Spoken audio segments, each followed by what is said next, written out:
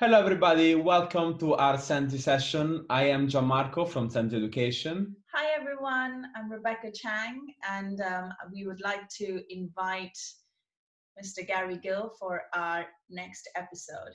Hi, Gij. Hello. Hi, Gary. Thanks for asking me again. I like that intro, Mr. Gary Gill. You made me sound really important.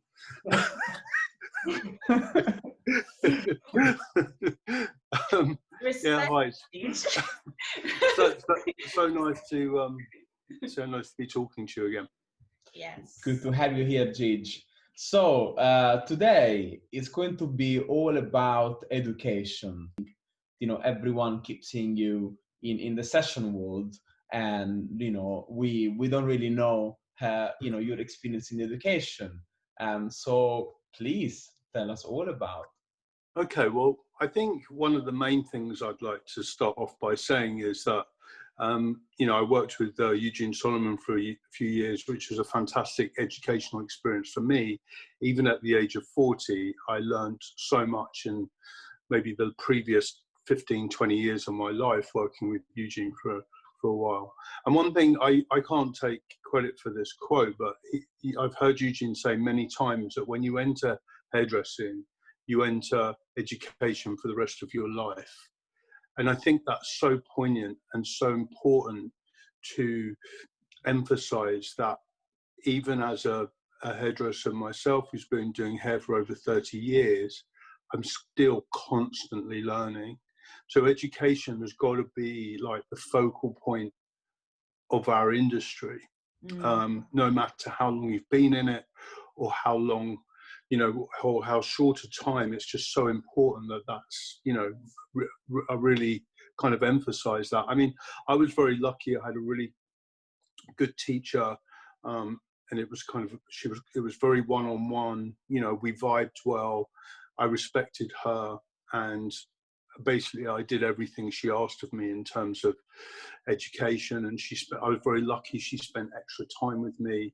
And I went into a salon not really knowing what was good education or not. I just didn't know. But just visually, when I started working in the independent salon I worked in Southwest London, near where I live now, I got a feeling that I was being taught well. I didn't really have anything to measure it by, but I got a feeling of being taught well.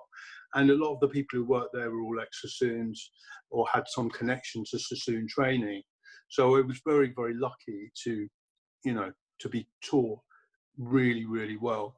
And just the value of having a great teacher and the respect between a teacher and a pupil, I think for me was the thing that made me the hairdresser I am. I still hear her in my head now when I'm cutting things. I can hear her voice still. And it's such a lovely thing to feel that power of how much education was important to me, as a young hairdresser.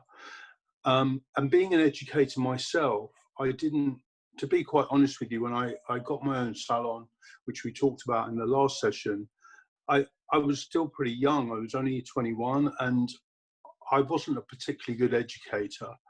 I was very impatient. I didn't really understand why people couldn't do things.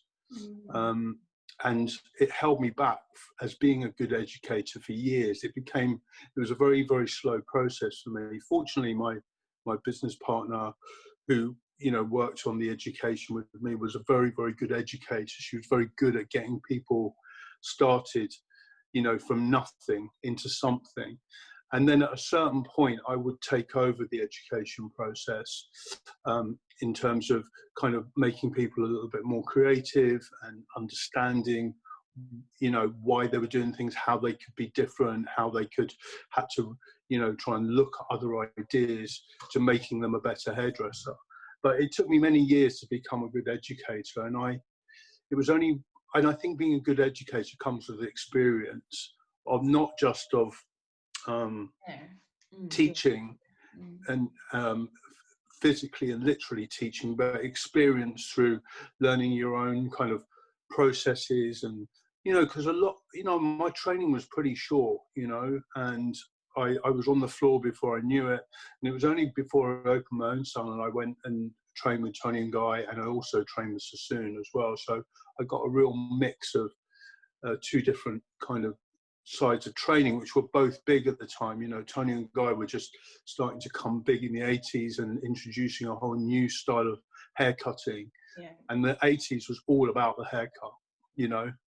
And so I think for me, I had the discipline of that really good basic Sassoon training and Tony&Guy. And over the years, we managed to kind of merge those two styles together to create our own style. And we eventually developed a good education technique between me and my partner, who was in, you know, we were working on the education side anyway. And Keith, you know, as you've mentioned before, and actually you just said it now, that, you know, when you run your own salon, you used to send your team to take in different type of classes from different brands. Why not stick to one aesthetic? And, you know, why do you think it's so important to have, you know, an open mind into, you know, to hairdressing and to education, you know, as a learner?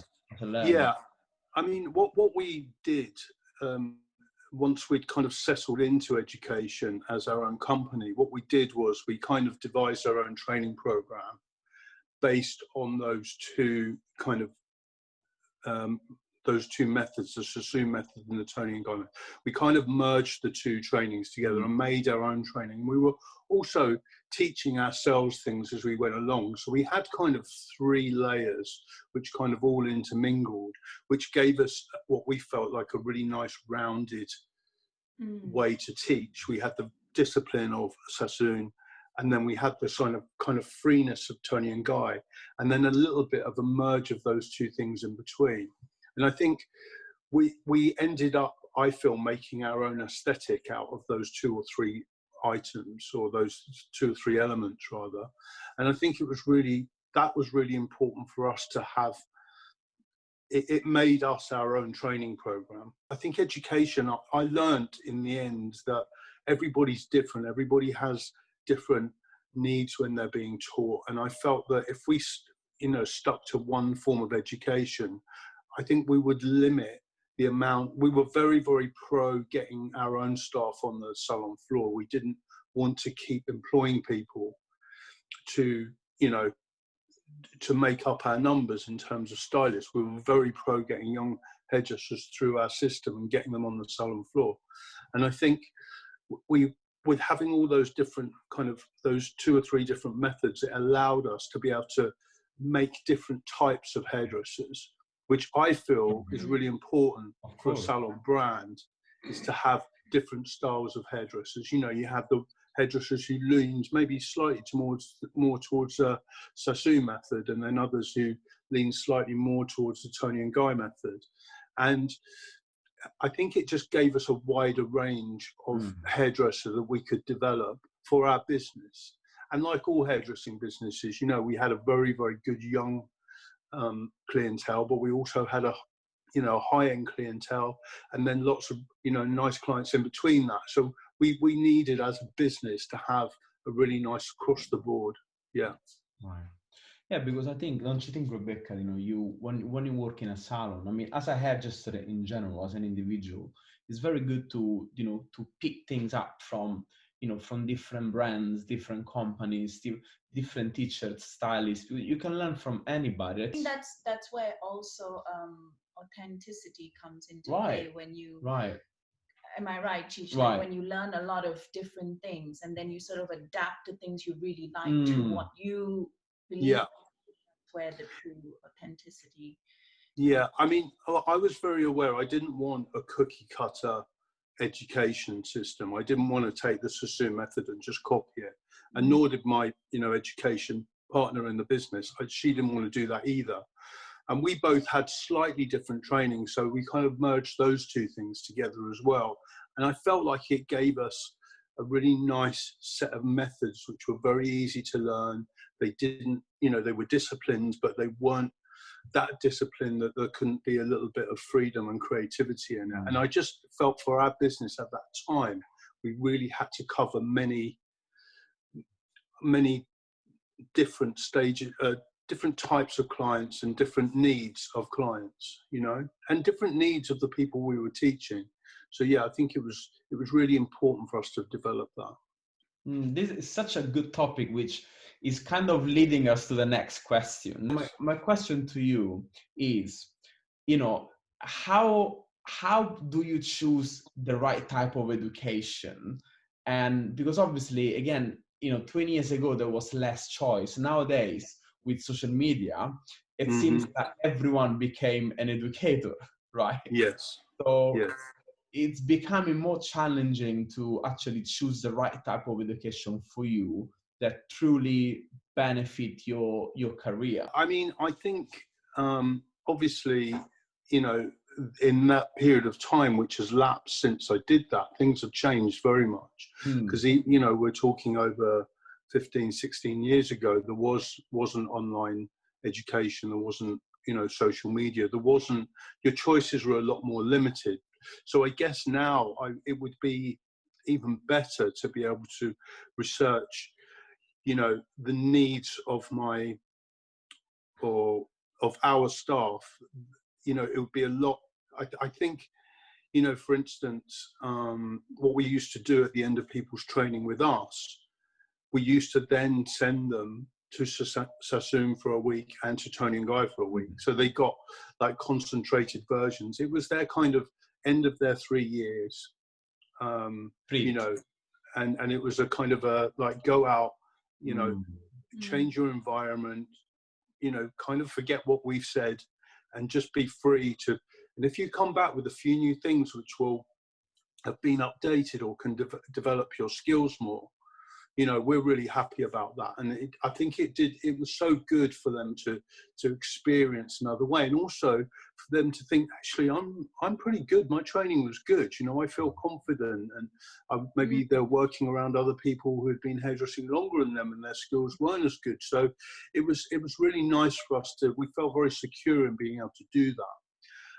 I guess now there would be so many more platforms. I mean, we always worked very closely with Weller Professionals, and we were able to kind of pick and choose where people had skills for, you know, good, obviously great colour skills at Weller, and also with, you know, putting up hair and doing wedding hair and those kind of other skills where we could reach out to slightly more independent people who were doing things slightly differently away from the kind of discipline of a school like Sassoon or Tony&Guy. But I guess now it would be so nice to be able to really take that individual at the end of their training and say to them, what do you really need? You know, what would be really good for you at this point in your training? What do you think would be good? Where do you need to think that maybe you're just need a little bit more work, and then be able to discover, you know, so many more training schools, because there are so many more now, which is brilliant. It's great for the business, because, you know, especially, you know, like what you guys are doing, it's really kind of opening up so many more choices, which is giving strength to our industry and making, you know, British hairdressing as strong or stronger than it's ever been. So, you know, I think that's how I would have chosen it, is by looking at each individual's needs and then working out from there what we needed.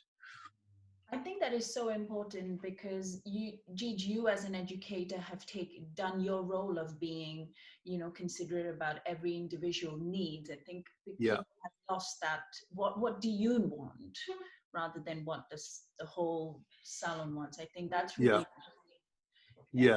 I mean, it was only when I started working for Weller as an educator, whilst I had my salon, and after I didn't, you know, I stopped having my salon, and I think I learned there how to be a really good educator through their history of being an educating company, and really valued the benefit of how to educate and really, you know, meet the needs of individuals.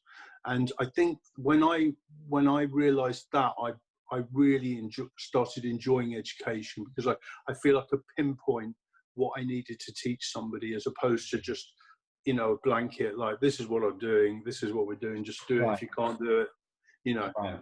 that's your problem. It would really made me aware of how important it was to kind of focus on people's individual needs by, you know, one of the systems they had, which I really thought was great, was at the beginning of the class was to go through everybody's needs and, you know, find out. And it was amazing across a whole group of, I don't know, say 20 or 20 people who were on a 3-day seminar, how many different things people needed. And then making sure at the end of that 3 days that we had met all those needs. And I think that brought a real value to me as an educator. I really started to understand what I had to do and my responsibility as an educator. So just offering bespoke education. It's bespoke. Also. Yeah. Definitely. Bespoke within a kind of a theme, you know, like I taught the classic cutting course for Weller for 15 years plus, maybe longer. And I loved doing that course. Even when I was, you know, working at quite a high level as a session hairdresser, I was still teaching that course, still teaching how to cut a 1-length bob, graduated bob, you know, square layers, forward graduation. And it really it took me back. It took me back and reminded me why I needed to do things. It reminded me of the process. It reminded me of the steps that, you know, as a session hairdresser or a very, very busy salon hairdresser, you tend to just do it. You don't think about what you're doing, you just do. And sometimes you forget why you're just doing. And I love teaching that course because it really kind of brought me back to the beginning and it made me remember why I was doing things. And I really enjoyed it. And it also brought discipline back to me as well, which I think in education is so important. Yeah.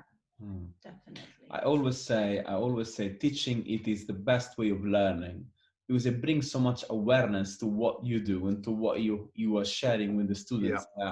You know, it's a constant reminder, constantly every single day.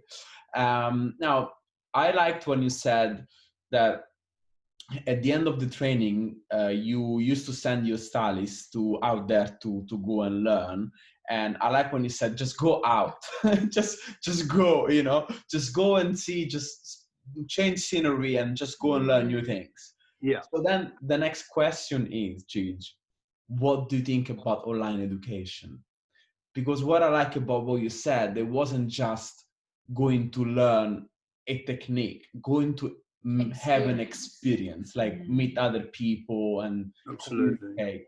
So what are your thoughts in online education in 2020? Okay, so this is quite a big... Because it's so big, you know, especially now in this time.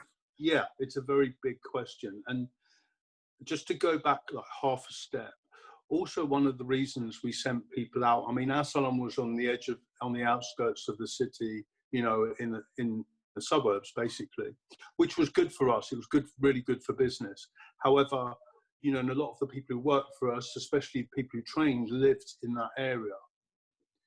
So for them to travel into the centre of the city every day to, you know, go and work in New Oxford Street or into Mayfair to go to Sassoon's, that for a lot of them, that opened up a whole new world for them. Yeah, I can imagine. You know, and it wasn't just about learning new haircuts or new techniques. It was about an attitude. It was about, you saw them come back, you know, kind of like grown, not in their attitude, you know, and their desire and their understanding of what an amazing world they worked in, and what a kind of honor and a privilege it was to work, to go to those big establishments and really see people working at their best. And we found that was really enlightening for people, you know, they just to get a different sense of style, you know, all of a sudden they came back and, you know, that you could tell their personal style changed a little bit, and all of a sudden they understood what they were doing, they understood what they were part of, you know, especially in the 80s and 90s, where Sassoon and especially Tony&Guy was a massive tribe, huge tribe, a huge movement, a massive new thing in the 80s. It was huge. And I think they felt by association that part of that tribe. And that was really important for us. It really helped us as a company. So going to online education, I think there's so many great things about learning online, but I think I've said previously that I feel online education is, it's not, you're not teaching, you're just showing. And I think there's a big difference between teaching and showing. I think teaching is a connection between people and an energy and a vibe that you have between you physically when you're showing somebody or teaching them how to do something. And I think that's why it's not a concern, it's just a difference. That there's not that kind of, you know, there's always areas of haircuts that we struggle with, or styling, or whatever. Always, everyone's got their little thing. And I felt, you know, when you're teaching someone one-to-one and you're picking up a vibe, just how I did with my teacher, it was the constant continuity and the consistency of how she taught me. And she knew my weaknesses. She knew where I had to maybe show me areas 2 or 3 times before I got it. And I think that's the only difference for me. That, you know, I mean, I love watching things online. I love it. I do. I still do. I still enjoy it. And wow, this is interesting. I wouldn't have done that like that. It's great. Maybe I will. So I think there's a lot of value in it, a hell of a lot of value. And I think there has to be a lot of value now, for sure. However, I don't think you can beat that experience of that kind of one-on-one. The energy between 2 people, a teacher and a pupil, is very, very different. Yeah.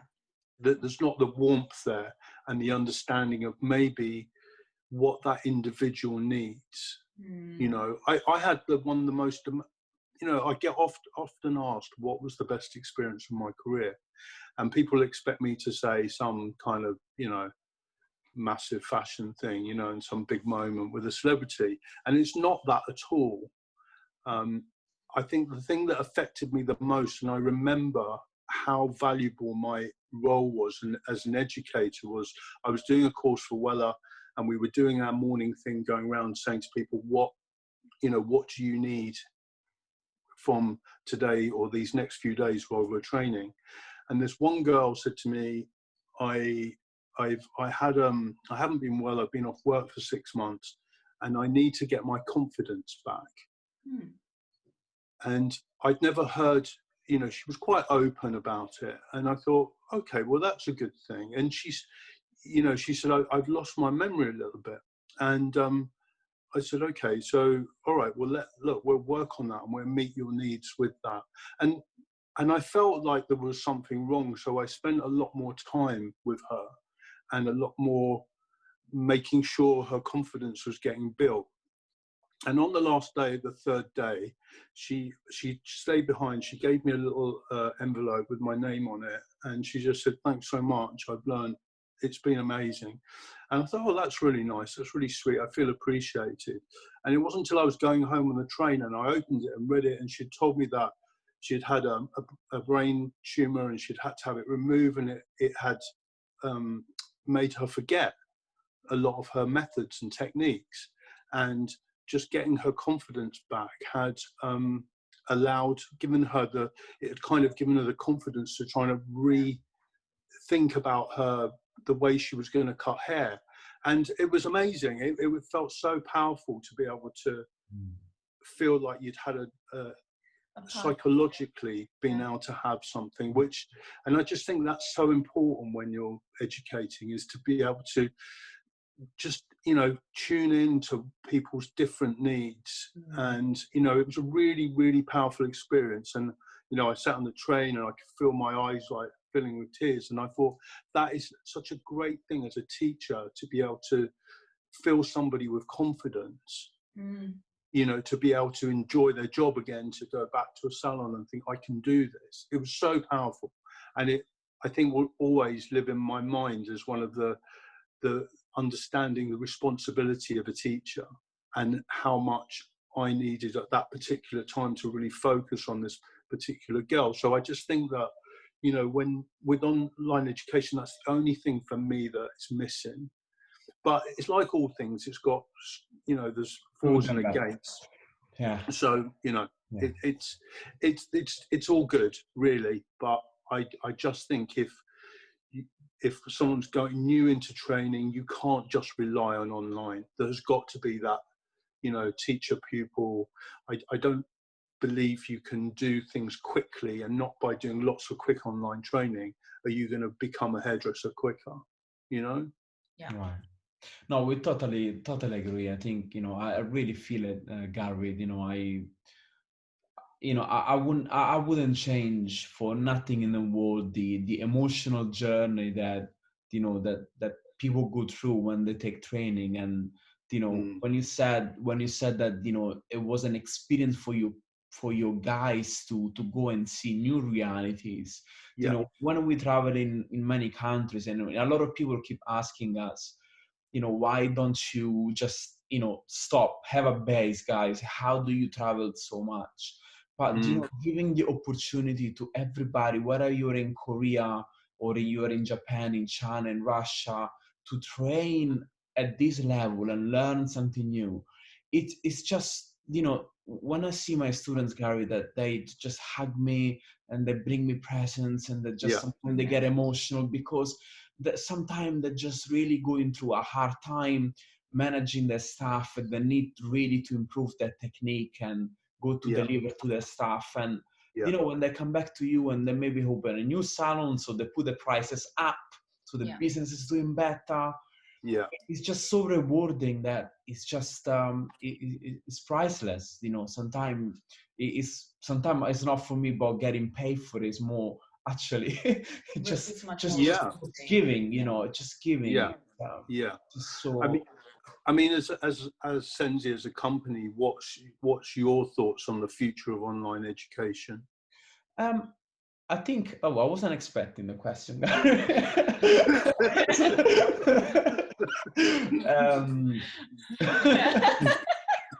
How long do we have? No. I am with you, Gij. I think it's very inspirational. You know, online education, it's extremely inspirational. If you don't have the chance, maybe the financial to go and take a class, you know, in the near future, it's okay to get some inspiration. But I will never replace the presence of a mentor who's highly prepared, who's highly qualified to, you know, to be there behind you and guide you, not teaching you. I always say we're not teaching anybody. You know, 90% of our clients are salon owners, that, you know, people older than I am. It's about guiding. It's about, you know, bringing that confidence, because I've met so many talents. I've met people can really cut some hair, but they just needed that belief, that they just needed to unlock that, you know, that potential. And I think, again, online education, it's great. But I don't think teaching is just about doing hair and showing, you know, how good we can do hair. It's about guiding, and guiding you can only do through, you know, a sharing of energies and emotions and respect, which, you know, which is very important. I think respect's huge in this world, on that one-on-one education, you know, because I always think that you can be, not the people who are the best hairdressers are often the best teachers. Oh, of course. and I'm not saying people who are not, you know, they're not good. They're just, there's just a, you know, sometimes I think one has to be careful that ego doesn't get in the way. You know, it's sometimes, quite often, more often than not, the best football players are not the best football managers. Because there's an ego thing there, you know, and I think that ego thing can get in the way between gaining the respect of pupils. And I think when you have the respect of pupils, then teaching becomes kind of easy, and what people receive is kind of easy. The information is easily shared. Yes. You know, it's, you know, as we said the thing before, Gij, you know, teaching, it's not about you. Teaching is about them. It's about giving. And in Absolutely. fact, before we move on to the next question, how sweet was when Rebecca and I were in South Korea, in Seoul, and they have, I think it's in May, they have a teacher day. There's still, you know, in Asia, the respect for the teachers is so still very alive. And they had teacher day, but we didn't know. So we show up at the academy, and you know they bought us cakes and singing this, you know, those singing songs for us. Like it was my birthday again. And you know, and they were all again very, you know, salon owners and older than us, but still they just kind of respect the time and effort and passion that you know. So that's what counts. It was very emotional, wasn't it? Yeah, it was great. Yeah, I think it's funny, isn't it? Maybe different nations have that, maybe a different level of respect for teachers. In South Korea, when I went to do the Mulberry show, we had a Korean team, so I only had a couple of people with me from the UK, so we had a whole team of people from Korea, and it was just as similar to what you're saying. The whole kind of respect for us was just incredible.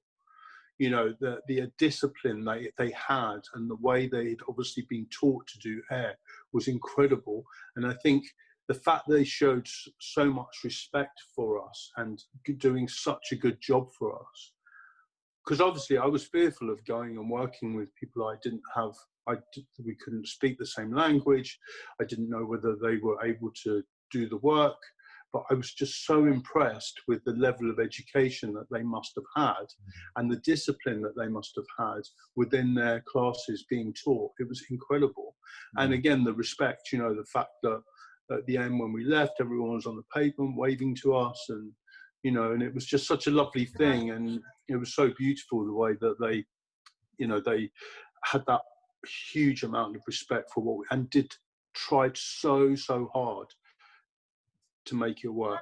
It was fantastic. That extra mile, and you know, just feeling that you want to do your best. You know, at the beginning, because you know we obviously teach in Asia a lot, and you know, I always say this every time that I come back, I make a trip and I come back, I always kind of, my heart is always so overwhelmed from, you know, the love, because what I've learned is the respect, not just for the education, for the value.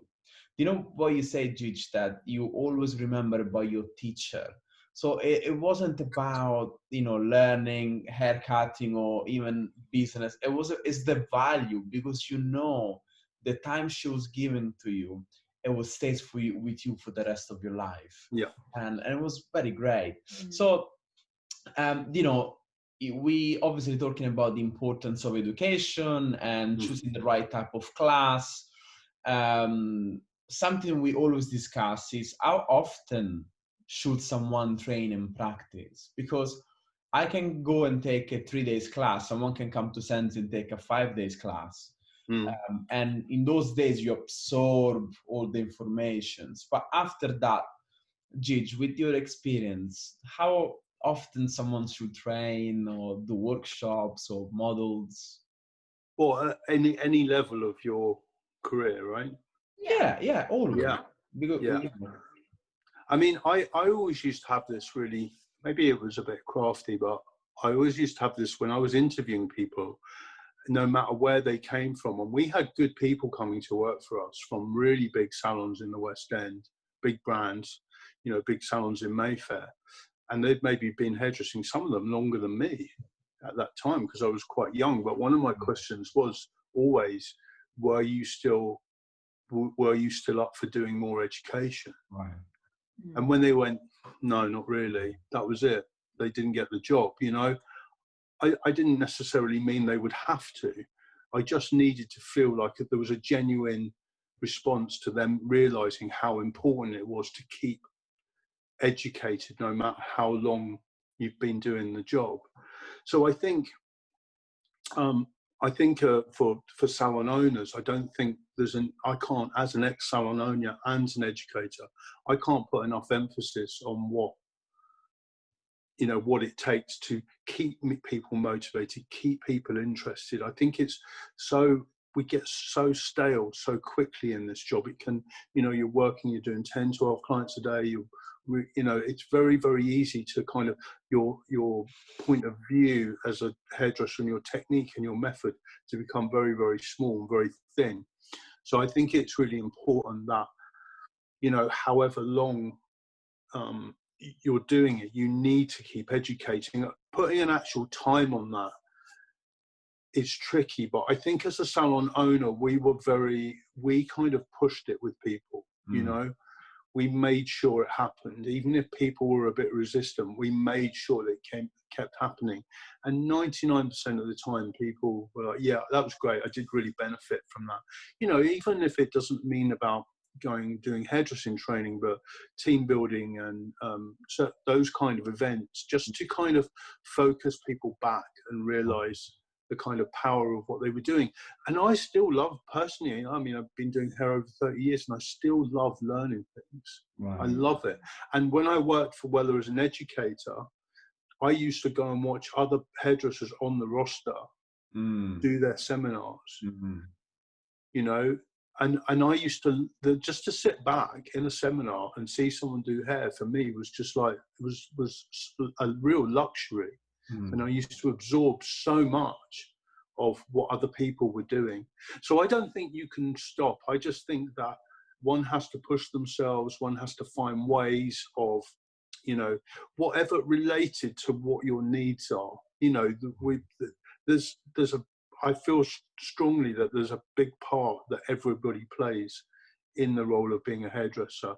If you're a hairdresser, you want to just go to work and get there at 8:30, 8:45, just do your clients, do a really lovely job and go home. That is all fine. And every business needs that. Every business has to have that. It's imperative that the vast majority of people are like that. Yeah. However, still within that category of people, I think it's so important that they're refreshed and they feel, you know, they remember why they like doing their job. And there's very few jobs where you can just constantly get re-educated and re-inspired, where it's constantly moving. And I just think it's so important, whether you're a salon owner, whether you're a session hairdresser, whether you're an educator, anything you do within our industry, as soon as you stop evolving, you're like a sitting duck in the water. You've made yourself into a target for slipping backwards.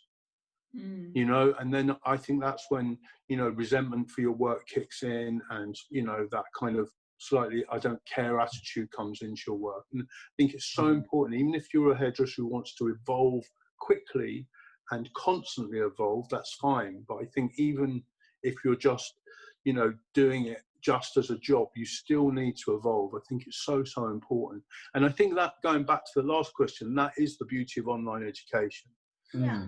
Where people who think, I don't want to go and spend a week at Sassoon, or I don't want to go and spend a week at SENZI, or I don't want to travel anywhere. I want to do, that's fine. As long as you're reaching out for those things, I think that's really important. Yeah. And, you know, I mean, I can't emphasize the need to practice. And in my job that I currently do, I practice more than I've ever practiced, or we practice as a team more than ever, you know, especially with a big project. You know, I don't know, people think we just turn up and do the job well, or do a shoot or do a show. We don't. The element of practice is enormous to get those details right. And it's the repetitiveness, you know, learning to, when I was young, learning to wind a perm. When in the 80s perms were big, everyone wanted, it was cool to do a perm, you know, but it was only the repetitiveness. Yeah, and it's super cool. It was only the repetitiveness of constantly learning to put a perm roller in and getting the tension right, and, you know, being able to check the chemical process, to doing scissor over comb. You know, I mean, I trained without clippers, you know, and learning to do really good scissor over comb was just such a discipline that stayed with me for life. But it was only the repetitiveness of it, the constant, you know, doing. And one thing we did do as an education company within our own company was, you know, when I first started training, we had one model once a week, you know, like, or maybe two. But when we evolved our training system, we ended up having training days when you would be almost booked like one model every 2 hours, you know, throughout a day. So, you know, there was that, you were starting to learn the pressure of doing haircuts in real salon time and having to think about lots of different haircuts back to back. So you were over a month, you were maybe doing around about 40 models a month, you know, which it is intense. It's fundamental, you know. I think I'm famous because I left all my salons because they never allowed me to do models. So I should have come and work with you, Gill. I keep saying to everybody when we go, because people, you know, kind of look up to you and say, you know, how do you get there, whatever, you know, whatever you are. And I think that practice is very fundamental in our career. I think you can take as many courses as you can, but at the end of the day, you know, salon work, it can be repetitive, it can be boring, it can be super creative. You've got ups and downs. You know, you are in the salon for 10, 20, 30 years. And I think finding that spark within your soul, because it's an art and our soul have to be, you know, alive and creative. And I think if I need to look at, you know, my career as an educator, I wouldn't do what I'm doing if I wouldn't have spent days, weeks, months practicing offline. I mean, out of my working hours, before my shift, after my shift, on my days off, doing models. Rebecca, you remember, I used to go on my days off every single time, and people will ask me, why do you do that? You know, after years of doing that, you kind of, you know, you start to get a different feeling for the hair, because that's more of a me time. That's a me time without teaching. That's a me time without speaking. It's a me time just learning, practicing, thinking, making mistakes, lots of mistakes. You know, taking photographs of model and you're truly not happy with it. That really makes you strong. So I keep saying to everybody, it's great, come to the classes with us, but when you go back to your salon, please, just do one model at least like once a week, take some photograph. It really, you know, on a long term, it really changes your career so much. I think that's so important to understand that, because I remember always saying to people when I was doing classes that unless you go back and practice what we've learned today, this week, unless you go back and do that within 24 hours, the chance of you retaining that information is quite unlikely.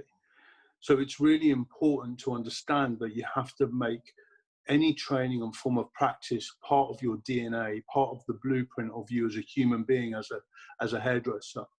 And I mean, I relate, I don't know why, but I relate hairdressing to football a lot. And maybe because I really love football, but you know, you take people who are amazing at taking free kicks or penalties or taking corners or something.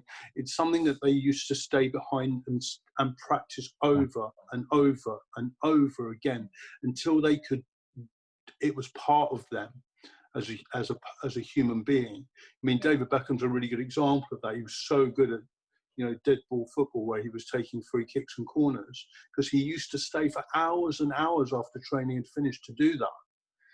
And I just think I try and relate that to what we do, you know. And I think, you know, as you know, Rebecca, when we've got a big shoot or something which is very specialized, or a show, it's just that repetitiveness of us going over things, just checking the technicalities of everything we do to make sure that we can educate that to our team in 20 minutes. Yes. You know, and we have to understand what we're doing. Yeah. And it's only the repetitiveness of us understanding what we're doing that enables us to transfer that information really quickly. Definitely. And I think as a teacher, people just think you turn up and just do it. But I think us understanding what we do is even more important for us to practice. And the mistakes that we made until we got there to understand that. Yeah. Talking about repetition and practicing and technique, you know, you can practice as much as possible and you can improve on your technique as much as possible. Yeah. How important is it to sort of go out of that technique and get inspired by the fashion trends outside of the hairdressing industry? I think it's really important to understand the link between fashion and, you know, working as a salon hairdresser or a teacher or as a salon owner, as an educator. I think it's really important. However, there's always that, you see runway shows, and even when we're doing shows and you see things walking down the runway and you think, no one's going to wear that. No one's going to have their hair like that. Yeah. What's the point? The point is, you know, at that level, it's art, isn't it? And then it kind of filters down, and a lot of the garments are never made or mass produced. They're just one-off pieces. They're there to inspire. They're there to make you think. And I think even if you are just going to the salon and you just do want to do your clients, you need to think, you need to try and understand what that process is. In saying all that, I think there's different kind of steps to understanding this, going from, you know, a very young hairstylist who's just going into a salon to start training, to being a stylist who does great quality work but just wants to go to work every day.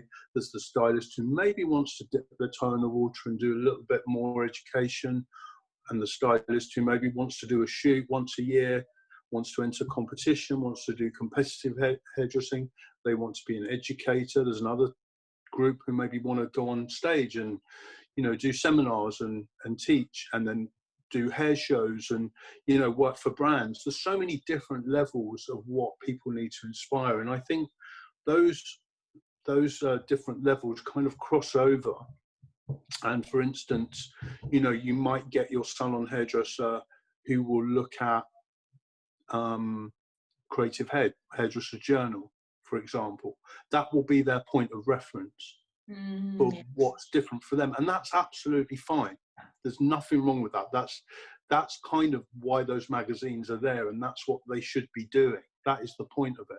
So it works really well. Then you'll get that next level who, you know, they want to maybe do a shoot themselves or enter a competition or something like that, and then they'll use kind of, you know, salon industry hairdressers who are at a high level. I think it's only when you get to working in fashion and then high fashion that you kind of come to the end of that road, you know, where you have to inspire yourself. So I think there's lots of different gaps all the way down for what different people need. And there's nothing wrong if the salon hairdresser who goes and just wants to do their clients and keep their ideas fresh, understand what Comme des Garçons is all about. I don't think there's any need for that. Yeah. I just think it's a kind of a ladder of what your needs are to understand fashion. You know, whether it's fashion or a kind of, it's, you know, really surreal art, you know, something, you know, I don't think there's any need for maybe them to understand that or want to understand that.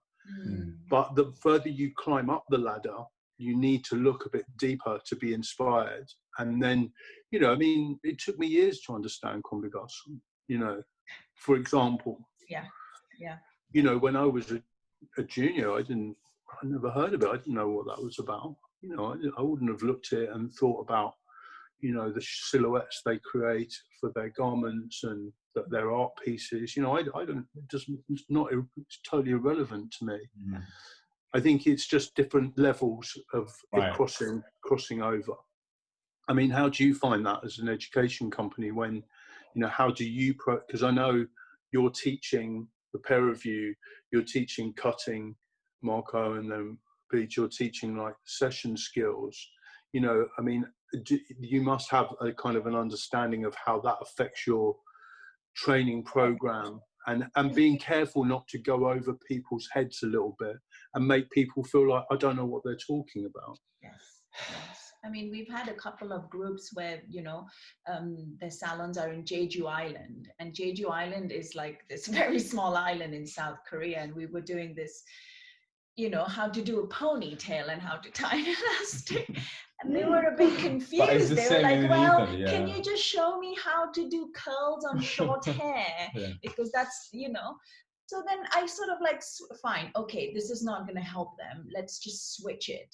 let's I'm probably show them how to do curls really quickly, you know, like so definitely I think just adapting the according to the students, for sure. Yeah, I think, you know, obviously with SENZI, we're trying to bring the fashion influence into the education, and, you know, to kind of make the work that we produce to inspire hairdressers to be more current. But sometimes it's hard to find a fine line between hairdressing and that. So it's very, very tricky, Gary. It's very hard, and we work hard for it every single day. I was thinking, like, on our last point, we were talking about how important it is that hairdressers understand fashion, and there was lots of different levels of what people needed to understand. But one thing that people do need to understand is that their clients are a lot more aware of fashion now. They have a lot more accessibility to knowing trends before they do, possibly. And so it's really important that as salon hairdressers or as an educator, that we are aware of the trends, because I think, you know, as a job as a responsible hairdresser, you have to become very prescriptive with your clients and prescribe things and make them aware, even if they're not having them, just making them aware of it, making them feel like you know what's happening. And I think that's why it's important for us more than ever, because our clients have got a much better awareness with social media and the internet and the availability of fashion being such a massive thing now, whereas, you know, maybe in the 80s it was a lot more a smaller thing. It was accessing fashion was not so easy. So I think that's quite an important point to make on that, in terms of educating ourselves about understanding trends. Definitely, because also, you know, nowadays you can work in the streets and, you know, seeing a campaign, you know, on the wall of Bottega Veneta, or you can take the underground and see, I don't know, a Calvin Klein or a Gucci campaign. And I think, you know, we kind of need to have, you know, a little awareness on what is going on right now in time in fashion, and what will be also to be quite more innovative with our salon work. Oh, you've been waiting to ask this question for quite a while. I guess you asked that question. So, Gigi, we're going to finish this session with this last question. Important, vital questions for all educators out there, or people that really want to get into education. What qualities does a really good mentor or educator should possess or should have? Well, I mean, it's great to finish on this question, because it's such a great question. It's such a strong question, and so valuable and so poignant to everything we've been discussing. And as I said before, I said in the beginning, and I've got to make this clear again, I've not always been the best educator. It's only with experience I've become a better educator. It wasn't something that was natural for me. I wanted to do. I didn't want to show, and then I couldn't understand why people couldn't do it quickly. It didn't make sense to me. So I think some of the best qualities is obviously having a huge amount of patience, having the desire to really want to share that information.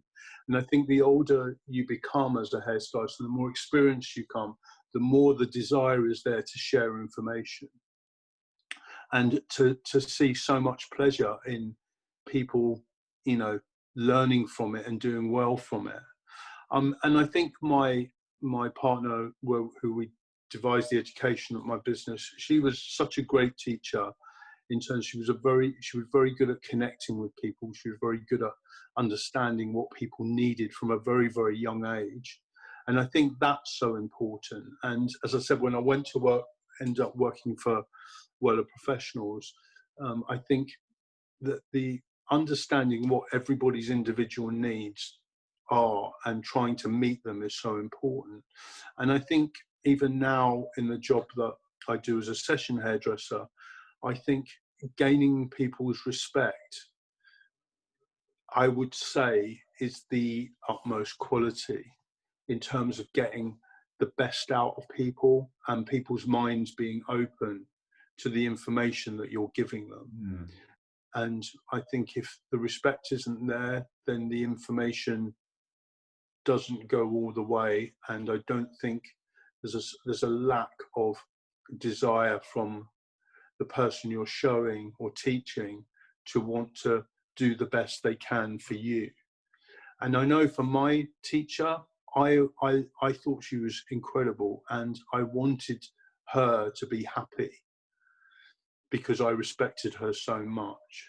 You know, I wanted to please her as well as myself. And I think so I'd say that's, to me, is the top quality you can have as a teacher is to be able to gain respect. And I think that comes from showing respect. And that's it really for me. It's a two-way street at the end.